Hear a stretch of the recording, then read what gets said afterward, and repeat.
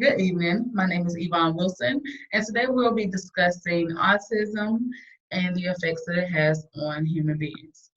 Autism is a part of my child. It is not everything he is. The discussion will be addressing the stigmas autistic children are labeled with.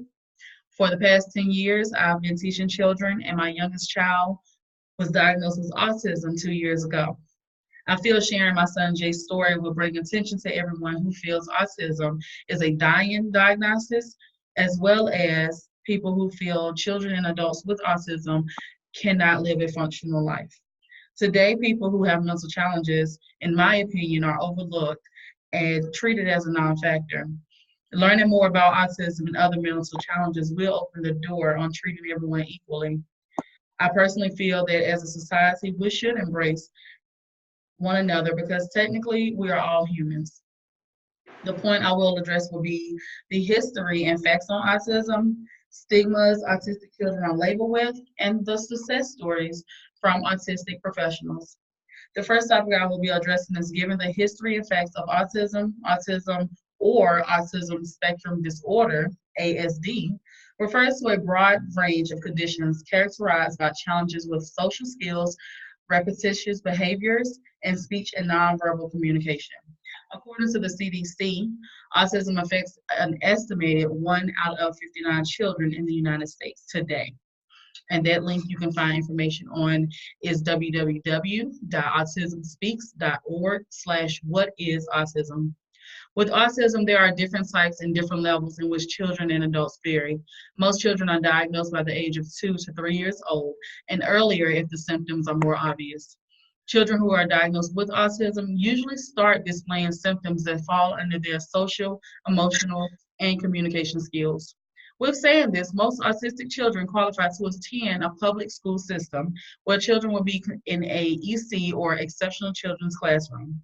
In these classrooms, there are typically three teachers that the child can have their individual goals met as well as learning as a whole. The children are also assessed to see if they qualify for social, occupational, speech, and behavioral therapies. Occupational therapy is to strengthen the child's fine motor skills and gain them to learning more independence. Speech therapy brings attention to the speech patterns and articulation most children lack from. Behavioral therapy is a therapy to guide children who have trouble in controlling their emotions, as well as children who are more physical when they're expressing themselves to peers or adults. Children with autism generally have issues with expressing themselves, but dedicated parents and teachers, as myself being both, study and discover methods that can help the children live a functional life. This leads me to my next point, which is the stigmas autistic children face. Today, a lot of people need jobs just to make it in life, as we all. With North Carolina being ranked 39th in the teachers on North Carolina teachers pay, we lose a lot of great teachers to other states. This unfortunately leaves us with underpaid and overworked teachers. In saying this, a lot of special education teachers are overwhelmed with their caseloads. If the dedication isn't there, the children begin to suffer in the classroom. Being a teacher, I have witnessed an incident where a parent didn't feel her child was given the best learning experience. And we as adults always will want our children needs to be always met. The parent felt the teacher wasn't compassionate enough for her child. With this situation, the teacher would often suggest to the parent that her son having autism, he wasn't going to learn and function like other students in the class. Sitting on the meetings with this issue showed me that teachers who can't relate to parents in this type of situation often put their professional views in front of their human emotions. Often people who aren't happy with their positions really don't realize their strong, unhappy demeanor comes off on others.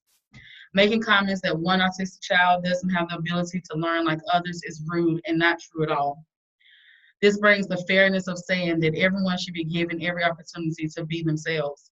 My son has autism and experiencing this situation and issues I've faced with advocating for him. This occurs more often than none, unfortunately to say. Other stigmas autistic children face are nonverbal skills and nonverbal communication. And people often wonder, why doesn't a child talk? With not talking, something has to be wrong. My career is focused on being a voice for the voiceless children and adults. Leading into my last point, successful stories in autistic professionals. Throughout history, you will be surprised of how many famous people have autism. For starters, Albert Einstein. Albert Einstein was a psychiatrist. I'm sorry. Albert Einstein was one of the smartest who created the relative theory. With his intelligence, it makes you wonder what potential does other like him have?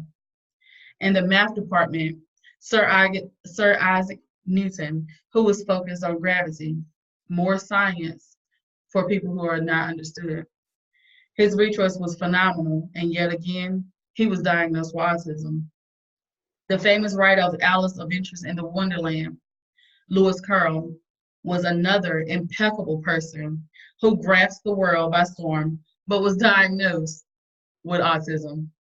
The list can go on, and each story, each person was looked at as weird, crazy, and needed to be put away.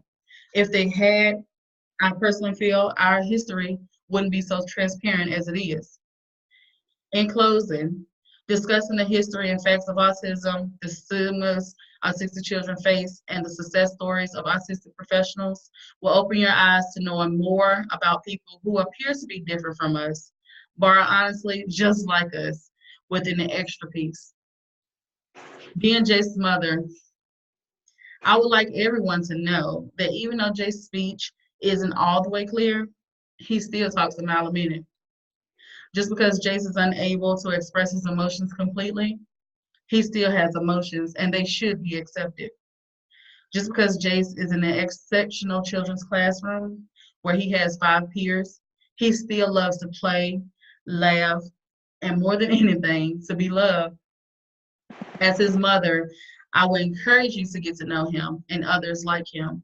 He is fun, active, very intelligent, and one of the best children I know. Who knows? I could be raising the next Albert Einstein.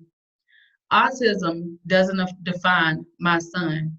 My son defines autism. Thank you. Would you have any questions or concerns?